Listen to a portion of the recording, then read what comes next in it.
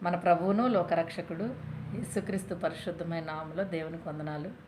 వింటున్న మీకు కూడా వందనాలు తెలియజేస్తూ ఉన్నాను. ఊజు దేశమందు ఒక మనుషుడుండెను. అతడు యథార్థవంతుడు, న్యాయవంతుడు అంట. ఎవరతడు? యోబు. క్రీస్తు పూర్వము తన యథార్థతను పోగొట్టుకోకుండా దేవుని యందు భయభక్తులు కలిగి ఉన్న యోబుని గురించి దేవుని లేఖనాలు సెలవిస్తూ ఉన్నాయి. అతడు తన యథార్థతను పోగొట్టుకోలేదు, విశ్వాసం కాపాడుకున్నాడు, దేవుని యందు భయభక్తులు కలిగి ఉన్నాడు. గొప్ప సాక్ష్యంగా యోబు జీవితం ఉంది. యోబు ఎంత సంతోషంగా దేవుని యందు అభివృద్ధికరంగా ఆశ్చర్యకరంగా మార్చబడ్డాడు, ఎలాగ తన జీవితాన్ని దేవుని యందు భయభక్తులు కలిగి నడుస్తూ ఉన్నాడు, ఎంత ప్రేమగా దేవునిలో ఎదుగుతూ ఉన్నాడు. సైతాన్ గాడు చూసి ఏం చేశాడు? వాడు వారవలేకపోయిన వాడయ్యాడు.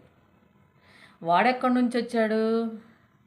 భూమి మీద ఇటు అటు తిరుగులాడుతూ ఉన్నాడంట. మన ఎదుగుదలను చూసేవాడు వారవలేనివాడు, వారవలేనిది. అది స్త్రీయే కానీ పురుషుడే కానీ ఎవరైనా కానీ. వాడు ఎక్కడి నుంచి వచ్చావని దేవుడు అడిగినప్పుడు వాడు అంటాడు, నేను భూమి మీద ఇటు అటు తిరుగులాడుతుండగా. వాడికేం పని లేదు, ఇక వాడి తిరగటమే. విశ్వాసంలో ఉన్నోళ్ళు ఎవరైతే ఉన్నారో వాళ్ళు పడగొట్టడమే. దేవునందు నమ్మకం ఉంచిన వారు ఎవరైతే ఉన్నారో వాళ్ళు పడగొట్టడమే వాడి పని.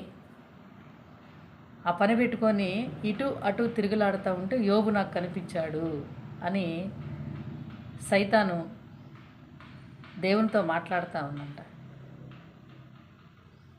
మాట్లాడుకుంటూ ఊరకనే యోబుని యందు భయభక్తులు కలిగి ఉన్నాడా అని దేవుణ్ణి అడుగుతూ ఉందంట. అయితే దేవుడు అనుమతించాడు.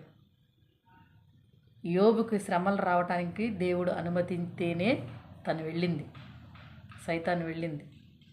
కుటుంబంలో శోధనలు, బిడ్డల మధ్య శోధనలు, బిడ్డలు ఒక్కసారిగా చనిపోవడం, తనకున్న సంపదంతా ఒక్కసారిగా నాశనం అయిపోవడం, నేలమట్టుకు సమస్తాన్ని కూలదోయటం, ఇవన్నీ ఒక అద్భుతంగా ఆశ్చర్యంగా వెంటనే జరగటం వల్ల భార్య డిప్రెషన్లోకి వెళ్ళిపోయింది. భార్యని ఎవరు వాదార్చే పరిస్థితి కాదు. తన బిడ్డలు కూడా తన కళ్ళ ముందే చనిపోయారు. ఆ స్థితి కలిగినప్పుడు దేవుడు అంటా ఉన్నాడు, యోబుని పరీక్షించాడు దేవుడు.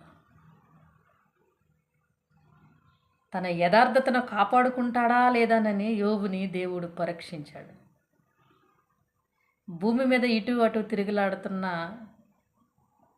దురాత్మ సమూహం లాంటి సమూహాల్ని మనం ఎదుర్కోవాలంటే మన చేత కాదు. దేవుని ఆయుధం మన దగ్గర ఉండాలి. ప్రార్థన శక్తి మనకు తోడై ఉండాలి. దేవుడు తోడుంటేనే ఈ లోకంలో ఉన్న దురాత్మలను మనం జయించగలం.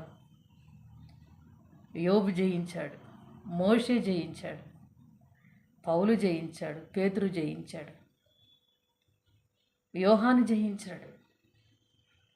పేర్లు చెప్పుకుంటూ పోతే 12 మంది శిష్యులు కూడా జయించారు, ఒక్క ఇస్కరియోతు యోధా తప్ప. పితరులు జయించారు, విశ్వాసులు జయించారు, యాజకులు జయించారు. లోకంలో ఉన్న దురాత్మ సమూహములతో వారు పోరాడి దేవుని యందు నమ్మకంగా జయించారు.